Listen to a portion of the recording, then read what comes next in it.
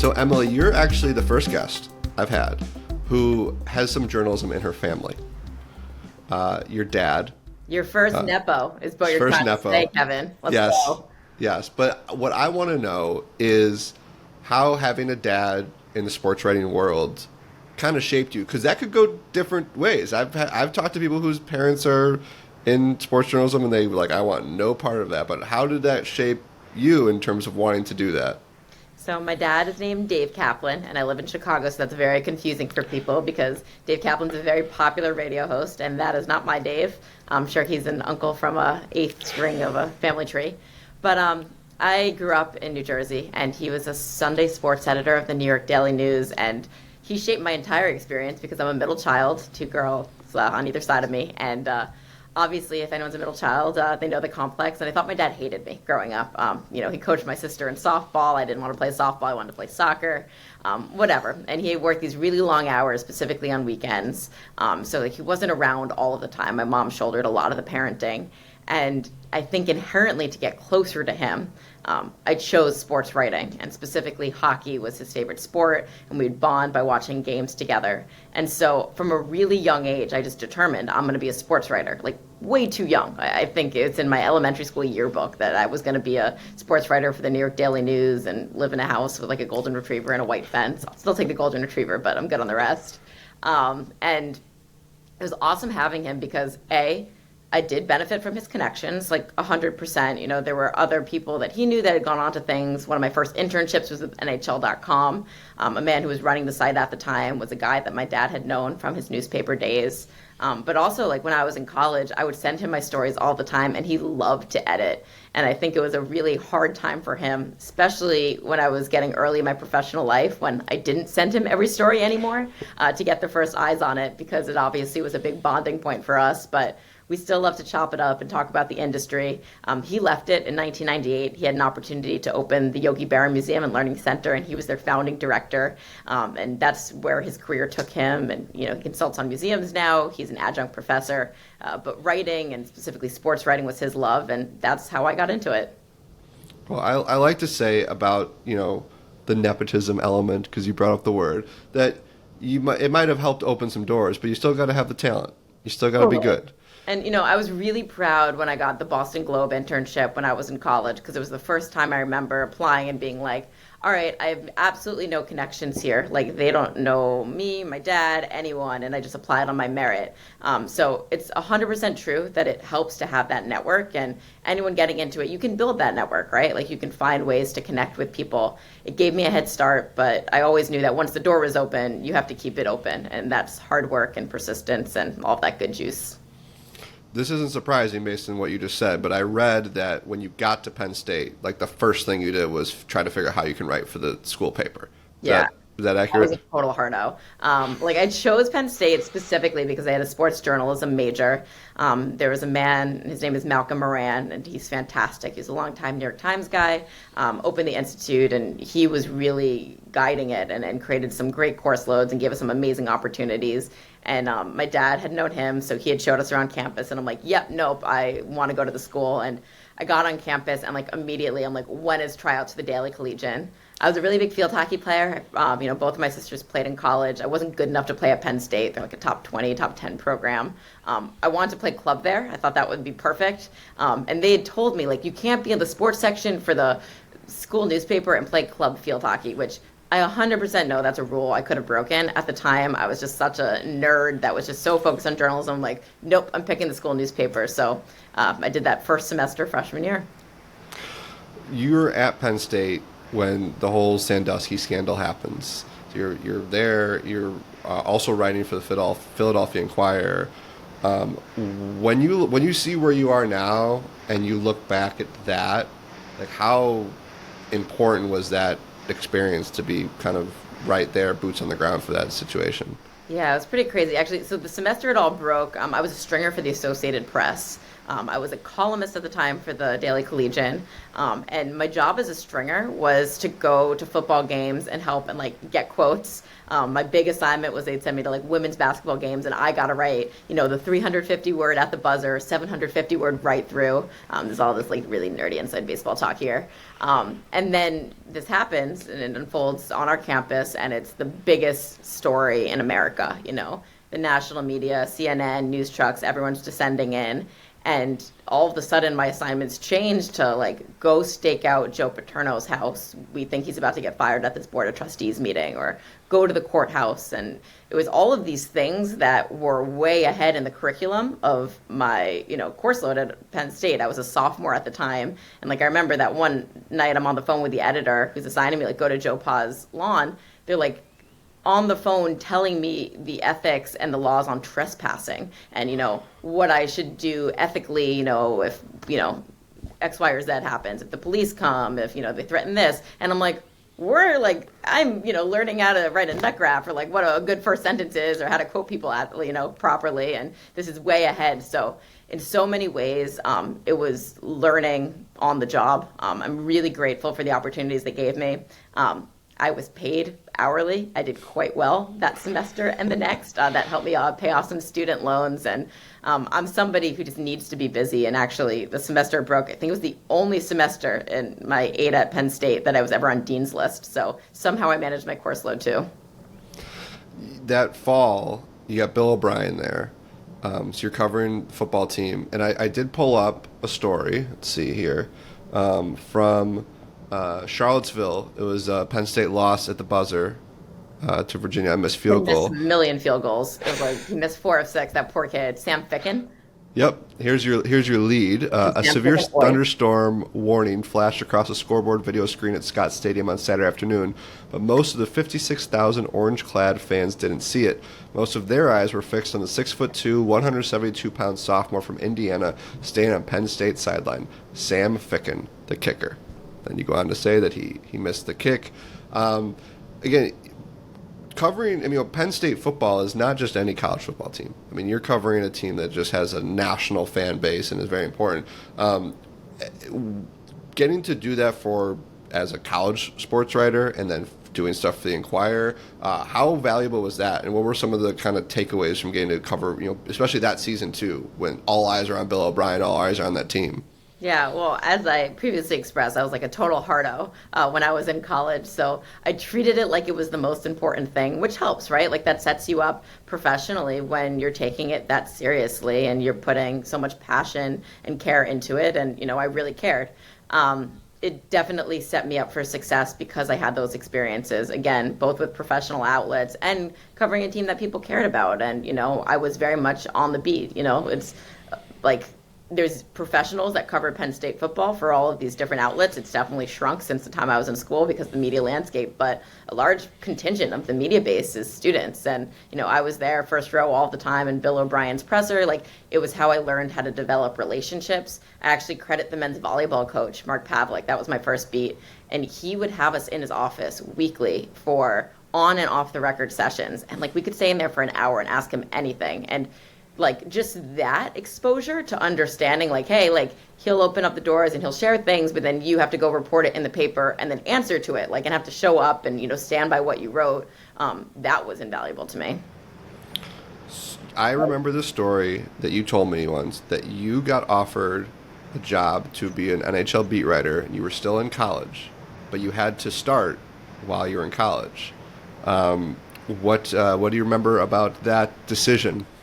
Yeah, so hockey was always my love. I can't even remember how I got on their radar. Maybe a professor had connected me. I know my senior year, I had this list of all the sports editors, and I like sent them all an email, like every top sports editor of like, hey, I'm looking for an internship.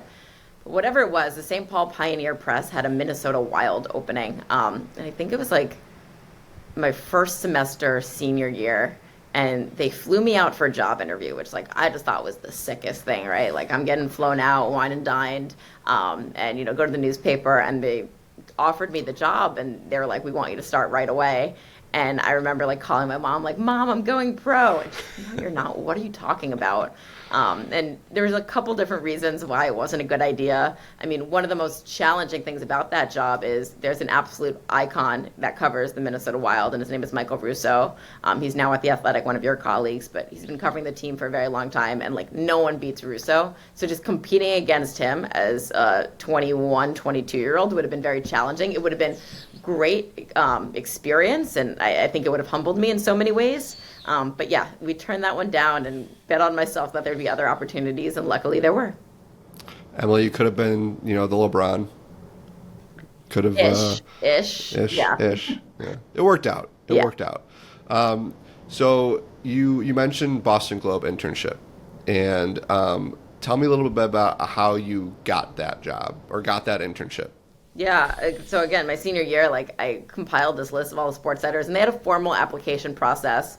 It was them, the Washington Post, and New York Times were all known for having really great internships. And I wanted this one badly. I know that they had a writing coach that met with, the interns once a week, which was really cool. It almost felt like you're in grad school. And I know that their interns both got incredible exposure of going to Fenway all the time, going to Pat's training camp, but also went on to really great things. The year prior, it was Alex Pruitt. He became a staff writer at Sports Illustrated. Nicole Auerbach was the year before that. Like there was a long list of really, really good alum. And so I applied for it. I can't remember what exactly the application was. And just, again, remember being really proud when they called me back because I'm like, I blindly applied with everyone around the country. And like they chose me as a finalist, and that felt really cool. And I saw you got to do some hockey stuff there. Yeah. Even though it was summertime. I sometimes feel like I'm like the Forrest Gump. Wherever I show up, big things happen. So, like this summer, I got to Boston. Bruins were in the Stanley Cup final. Pat's training camp, they had signed Tim Tebow. It was right after the Boston Marathon bombing. The Red Sox, I'm pretty sure, went on to win the World Series that year, and they were quite relevant all summer. So it was just a great time to be in that city, which really cares about sports. We're going to get to, obviously, your first job. But tell me how you got connected to, he is now known as guest 3 on Breaking In with Kevin Fishbain, Peter King. Oh, nice. Good get. So yeah, this one, and it's a little bit through my dad, but not really. But in the town I grew up in, Montclair, New Jersey, it's a suburb of New York, and like it's a media hub. Like there's just a lot of people who commute into the city, but a lot of media members live there. And one of them is Peter King. And again, me being like the complete hardo, I wrote for my hometown paper when I was really young. And every time I retell the story, I like say it's but like I was under 18, so they would pay me like $11 an article. I think it was more than that. I don't know. Inflation's crazy. And I was writing, and Peter had known my dad a little bit, but I don't even know how they knew each other. I think it was more field hockey of like my older sister and his daughters, but he wrote me a letter in the mail. Like he found my address and was just like, hey kid, keep it up. Good work. And after that, he became a mentor to me. And it was me, and in high school, the quarterback of our football team was named Marlon Kelby. He also wanted to get into it. And Peter, one summer, I remember, like took us to the local minor league park, arranged like a fake press conference with the manager and some players, had us write fake stories on deadlines and edited them. So like that was really, really cool. And then as I was in college, he would have me do odd jobs. I mean, this is a time before AI and a lot of other things, but like he would either send me audio files and have me transcribe them, or another thing that he would do, and this is just how sick and amazing he is at what he does. He loves to drive, especially at training camps, and it would be like a Sunday night, and he would dictate his column to me on the phone. So it'd be like, Ben Roethlisberger is going to have a better year, comma, end quote. Mike Tomlin told me, period, new quote. Like he literally would do that for large chunks of his column, and that was just the most efficient way. I would type it out in my dorm room at Penn State and then mail it to his editor, and then it would be published the next morning. So wow. Obviously he was an incredible mentor to me. Man, do you think right now you could dictate like a 1,000-word story? No, but people are quite impressed. There's so many times that I write news stories, and I did one this morning on my phone, which I think that's maybe more of a millennial trait, and his is definitely a boomer trait. But yeah, no, I don't know if I could dictate a story quite like that. He's got some kind of photographic memory going on. Right. So was MMQB your first kind of official professional adult job? Yeah. So, and Penn State, and the scandal happened, and Peter was at Sports Illustrated, but also John Wertheim was a writer there at Sports Illustrated, still executive editor, and he was coming to Penn State to write a lot on the scandal. And so one of my professors had recommended me, they needed like a student to do some research, to go to the library stacks and find some things or whatever, the jobs that they needed me to do. So that was another way that I banked a little cash and learned a lot and got some exposure. And so senior year, because I knew Wertheim, I was always emailing him, and he's like, yeah, like Sports Illustrated doesn't have a formal internship process, but like we can get you an internship here in the summer. And then I got offered the Boston Globe internship. So I wanted my cake and I wanted to eat it too. So I did the Globe over the summer because it was more structured, and then I deferred Sports Illustrated to the fall. And I was really lucky because my parents, again, we were in a suburb of New York. They weren't really paying me a lot, post-grad, but I could live at home, commute in. My grandma lived in the city. It was great. That internship, I kind of extended it on. They were like, okay, we can make you a project employee. We can do all these things that we can before legally we get in trouble with taxes. And I just kept like going into that editor's office. I remember doing it so many times of like, hey, look, I'm like doing great work. I'm a, fact checker, now I'm a reporter. You're giving me small writing assignments. Peter had the MMQB because I knew him. He was allowing me to write some for his site. Like, can I get a job? And again, it was like, no, there's nothing for you. Like, you're doing great. No, sorry, nothing. And then finally one day they're like, yeah, no, we can create a position for you as a writer-reporter. And I love sharing that story because it's not like that's always going to happen, but I do find in this industry, no doesn't always mean never, and you have to be respectful about it, but you got to be a pest. And I think there's definitely value to being persistent and pursuing exactly what you want. When you're at MMQB, you did a lot of really incredible feature stories. Peter sent you all across the country. Do you remember, and I guess it could have also been an internship too, but do you remember what your welcome to the big leagues moment would be? That's a good one. I'm sure there was one where I was humbled in some way, by either a player or a coach. When I look back on it now with some time of reflection, like my memories are just the way that Peter totally mentored the next generation, me, Robert Klemko, Jenny Fuentes, and would, allow us to shadow him. And when we go to training camp at the Broncos, like introduce us to, the coach and GM and let us sit in and like watch the way that he would conduct interviews. And that just gave us instant credibility. And there were so many like opportunities that he gave us that like I just didn't feel qualified for. And so that's probably my welcome to the big league moment. It was just shadowing him and just seeing how he did the job. Did you have a favorite story from MQB that you did? Peter was always obsessed with a story that I wrote on Erin Andrews, which became a cover story for Sports Illustrated, because it was one where he really wanted her to open up, and I think the world was very curious of what the stalking trial was like for her. And I had a couple conversations with her about wanting to, open up in some way. She has a team of publicists and managers, and she's, still a huge celebrity at the time, nothing compared to probably what she is now. And then finally, I earned enough trust of her that I remember meeting her one time, and I didn't think she was going to say yes again. This is like a course of months, and she was just like, all right, I'm ready. And I also, in this story, want to reveal something. And in that, she revealed a cancer diagnosis, which was really powerful and impacted a lot of people, to hear her speak in that way. My favorite story, the Johnny Manziel one was also one. I think that's the one that kind of launched my career, got me noticed by, editors at ESPN. Peter sent me down to Texas and just like find out what's going on with Johnny Manziel. There's something going on. Like it was right before he was kicked off the Browns. Like you just got to figure it out. And, door to door, going to courthouses in his hometown, finding connections. A couple people in the NFL had led me the right way. And I got some pretty good juice that painted a good picture of like how this person got to this point and this inflection point in their life, and this massive celebrity that unfortunately just wasn't able to handle it in a healthy and productive way.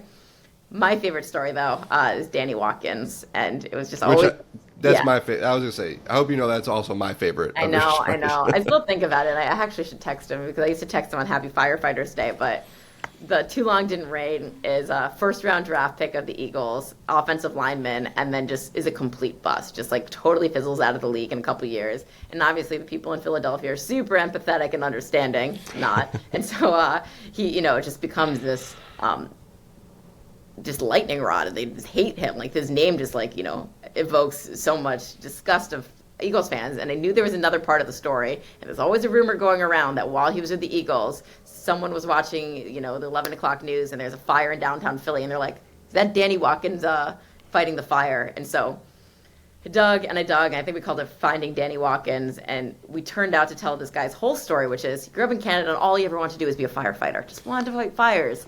And he goes to Butte College in California. It's a small community college because they have a firefighting program. And while he's there, they're like, "Yo, you're big and you're strong, like go be an offensive lineman." He's like, "All right, sure." Tries it, it's fine. Obviously, that's the college Aaron Rodgers went to. It's a really good, feeder program. He gets scouted by Baylor, goes to Baylor, and is like protecting the blind side of RG3 when he wins a Heisman. So therefore, like the NFL draft, like, oh my God, like look at this guy. And the whole time he's like, football culture is so weird. I don't want to do any of this. I just want to fight fires. And so I love that story.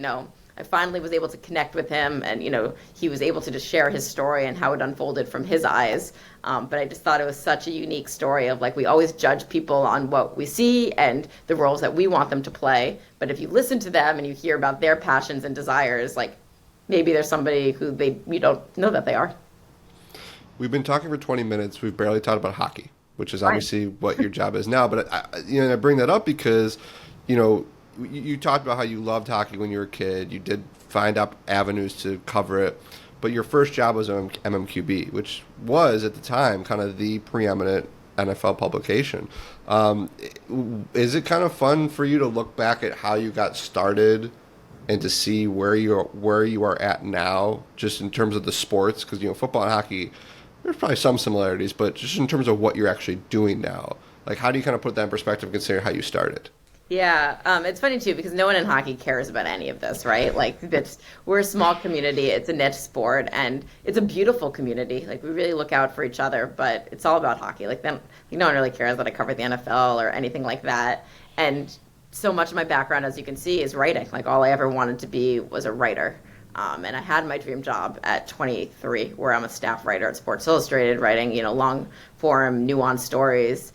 And now so much of my job is on TV, and it's being part of game broadcasts, and I snip in and out for 10, 20 seconds. I'm really lucky if I can get a 30-second report in.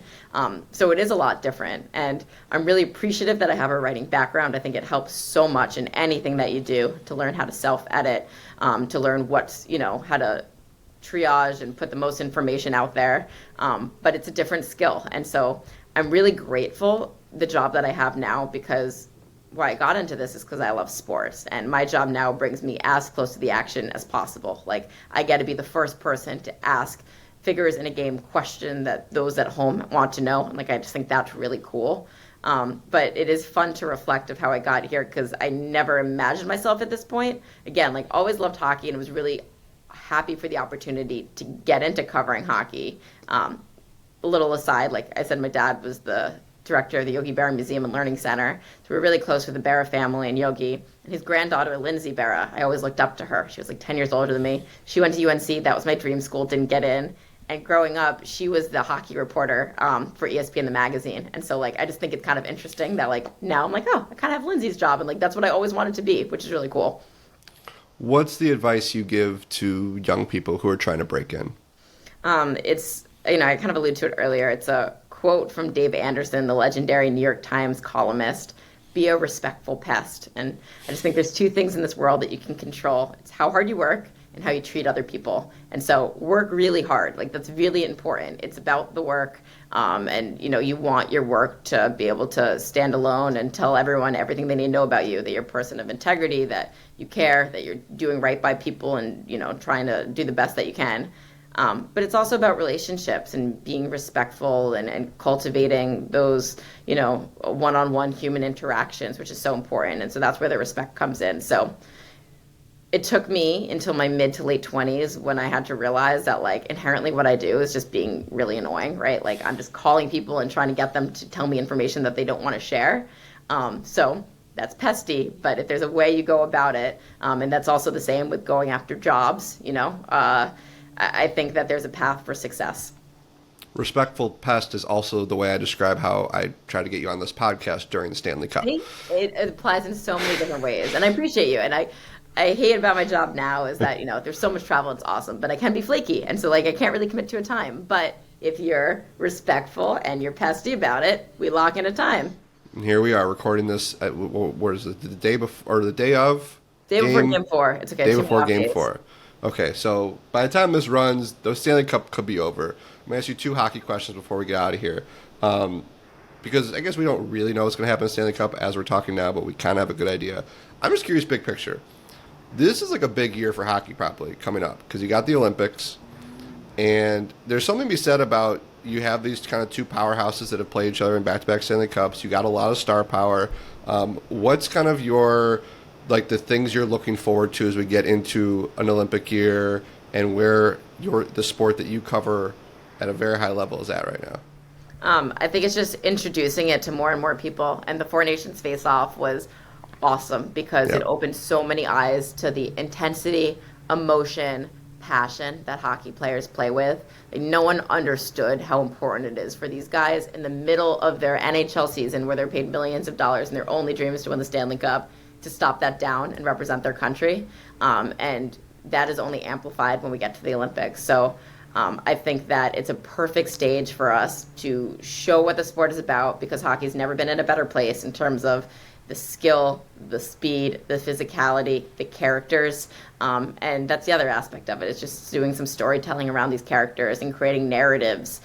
Because, I mean, we're a Disney company. We always believe in that. But that's always what I believed in, too, in the power of storytelling. And I think that's what connects us to sports. So I just think right now stock is high on hockey and excited to see it keep growing.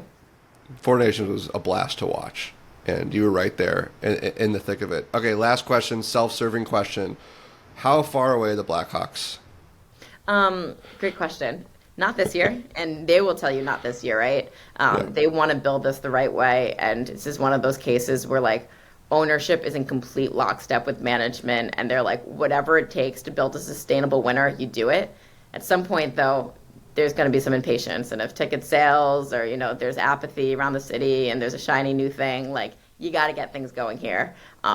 They've collected so many draft picks, and those draft picks are now prospects. So many of them are not playing professional hockey yet, and so, like, they're still right on the cusp. But if it all works out as it should, and they all grow up together around Connor Bedard, I think we're, like, not this next season, but the season after, pushing for a playoff spot, and then pretty good after that.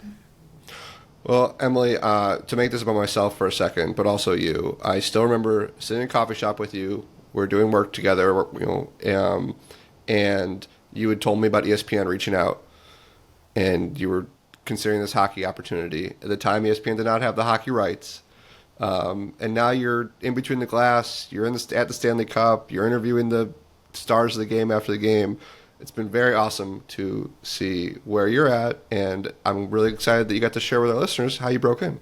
No, I appreciate you, Kevin. That's very sweet, and I love opportunities like this, and I'm glad that you're doing what you're doing because, something that is not lost on me is the mentorship that Peter King gave to me and so many other writers at the MMQB. And we can't gatekeep this industry. We got to keep this industry alive. So the fact that you're opening up these windows and letting people share their stories that might help the next generation, I think is really cool.